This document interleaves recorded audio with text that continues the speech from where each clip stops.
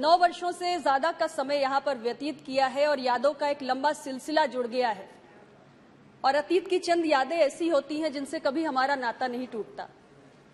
अध्यक्ष जी, आज इस पुराने संसद भवन में हम सभी साथियों का अंतिम दिन है और हम सभी के लिए ये भावुक कर देने वाला क्षण है।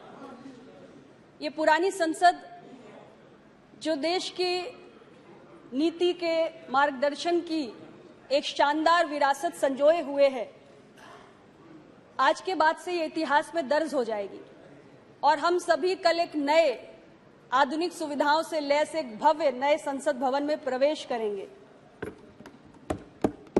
अध्यक्ष जी, भले ही इमारत बदल रही हो, लेकिन हम में से किसी का भी दायित्व बदलने वाला नहीं है। आज जो इस पुरानी संसद भवन में बैठकर हमने किया है, कल वही लोकतंत्र को मजबूत करने का दायित्व हमें नए संसद भवन में भी उसी उमंग और उत्साह के साथ निभाना है। इस अवसर पर संविधान सभा से लेकर अब तक 75 वर्षों की यात्रा में हमारी क्या उपलब्धियां रही, क्या स्मृतियां रही, क्या हमारे सबक लिए हमने, क्या अनुभव प्राप्त किए, इस विषय पर ये जो चर्चा आयोजित की गई है, ये अत्यंत महत्वपूर्ण है। कहा जाता है कि किसी भी लोकतंत्र के परिपक्व होने में 150 से 200 साल का समय लगता है, लेकिन भारत आज अपने लोकतंत्र के आजादी के 75 वर्ष पूरे कर चुका है। तो उस दृष्टि से देखा जाए तो हमारे देश का लोकतंत्र भी अपने शैशवावस्था में ही है, लेकिन इस शैशव काल में ही हमने ऐसी तमाम उपलब्धियां प्राप्त की हैं जो हमें गौरवान्वित करती हैं, हतप्रभ करती हैं। कई खट्टे मीठे अनुभव हैं, कई हमारे पास मूल्यवान स्मृतियां हैं और कई गहन सारयुक्त हमारे पास सबक भी हैं जो इतने वर्षों के लोकतंत्र की इस यात्रा में हमने प्राप्त किए हैं। अध्यक्ष जी, अगर मैं स्मृतियों की बात करूं तो हमारा यह पुराना संसद भवन ये अपने भीतर संजोए हुए है उन स्मृतियों को जब संविधान के निर्माण के लिए एक जीवंत बहस हुई। इसी संसद भवन के माध्यम से 1955 में अस्पृश्यता के खिलाफ कानून बना और 90 के दशक में मंडल कमीशन लागू हुआ। यहीं से जीएसटी का नया वन नेशन वन टैक्स का कानून आया। तो बहुत सारी ऐसी यादें ये पुराना संसद भवन अपने अंदर संजोए हुए है। यदि उपलब्धियों की मैं बात करूं तो ये वो संसद भवन है जिसने देश को एक परमाणु शक्ति के रूप में उभरते हुए भी देखा है, तो आज देश को चांद के दक्षिण ध्रुव पर उतरते हुए भी देखा है। ये वो संसद भवन है जो भारत को दुनिया की 5वीं सबसे बड़ी अर्थव्यवस्था बनते हुए देखने का भी साक्षी बना है और G20 के अध्यक्ष के रूप में कोविड-19 पैंडेमिक के उपरांत एक विभाजित दुनिया के बीच में भारत को एक यूनिफायर की भूमिका में उभरते हुए भी देखने का सौभाग्य इसी संसद को प्राप्त हुआ है। अध्यक्ष जी, यदि मैं अनुभवों की बात करूं तो हमने 1962 के चीन से मिली हार का भी अनुभव प्राप्त किया है। इस पुराने संसद भवन ने देश पर 70 के दशक में जो आपातकाल थोपा गया उसको भी देखा है और इससे हमने कई महत्वपूर्ण सबक भी प्राप्त किए कि भारत को अपने सैन्य सामर्थ्य को बढ़ाने की जरूरत है और ये सबक भी प्राप्त किया कि भारत का लोकतंत्र इतना मजबूत है कि यदि उसे खत्म करने का कोई भी प्रयास किया गया तो वह भविष्य में घातक ही सिद्ध होगा। ऐसे महत्वपूर्ण सबक हमने प्राप्त किए हैं। जी, हमारे अनुभवों में यह भी रहा कि पूर्ववर्ती सरकारों के कार्यकाल में सामाजिक न्याय की लगातार अनदेखी के कई उदाहरण हमने देखे। दशकों तक ओबीसी को यानी अन्य पिछड़ा वर्ग को सरकारी नौकरियों में भागीदारी देने की अलग अलग रिपोर्ट्स जो आई, समय समय पर उनको जानबूझकर दबाकर रखा गया। 90 के दशक में मंडल कमीशन तो लागू हुआ, लेकिन उसकी सिफारिशों में जो अनेक खामियां रही उसको लंबे समय तक पूर्ववर्ती सरकारों के समय में दूर नहीं किया गया।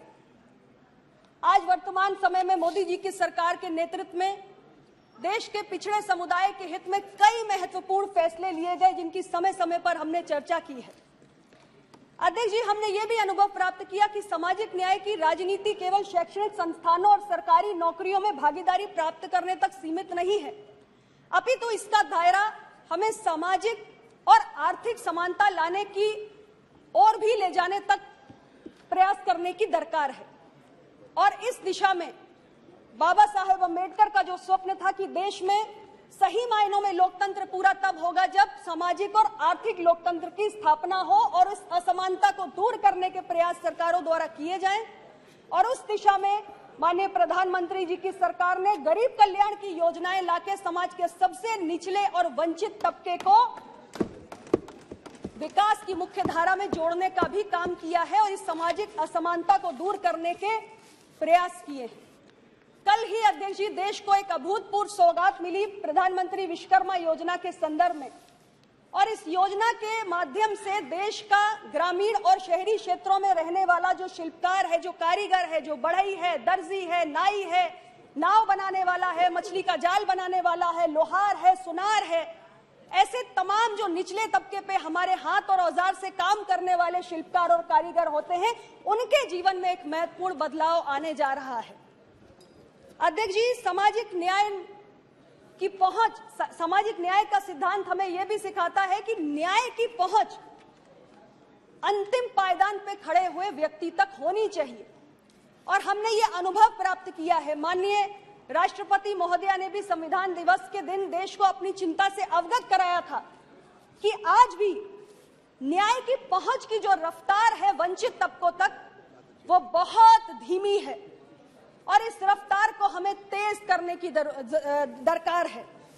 न्याय की सुलभता समाज के दबे कुचले तबकों तक हो, इसको सुनिश्चित करने के लिए अभी हमें बहुत प्रयास करने हैं।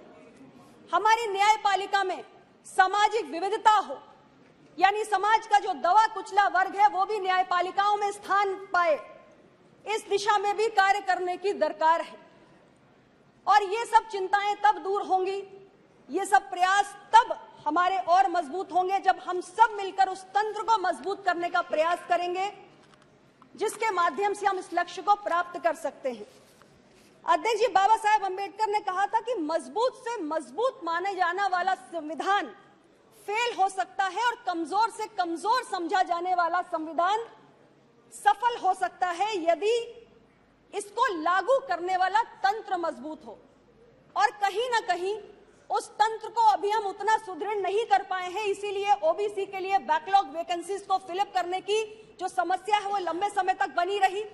न्यायपालिकाओं में हम सामाजिक विविधता को लाने के प्रयास जिस हद तक हमें करने चाहिए उस हद तक इतने वर्षों में हम नहीं कर पाए। तो आज के इस दिन पर हम सबको ये संकल्प लेना चाहिए कि हम इस तंत्र को निरंतर मजबूत करने के लिए काम करेंगे। और माननीय प्रधानमंत्री जी के शब्दों में मैं कहना चाहती हूं कि यही समय है, सही समय है कि हम सब मिलकर अपने संविधान निर्माताओं और देश की आजादी के लिए मरने मिटने वालों की मंशा के अनुरूप संविधान को जो मजबूती से इस देश के अंतिम पायदान पे खड़े हुए व्यक्ति तक पहुंचा सके, उस मंशा के अनुरूप हमें इस तंत्र को मजबूत करना है। हम सब एक नई उमंग, नए उत्साह, नई ऊर्जा के साथ इस पुराने संसद भवन की यादों को अपने दिल में रखते हुए कल नए संसद भवन में प्रवेश करें, लोकतंत्र की मजबूती के लिए काम करें। आज के इस ऐतिहासिक अवसर पर, इस यादगार लम्हे पर मैं इस पुराने संसद भवन को सादर प्रणाम करना चाहती हूं, जिसने मुझे इतना कुछ सीखने का अवसर दिया है और राष्ट्र की प्रगति में योगदान देने का एक मुझे सौभाग्य यहां से प्राप्त हुआ है। आपका बहुत बहुत धन्यवाद।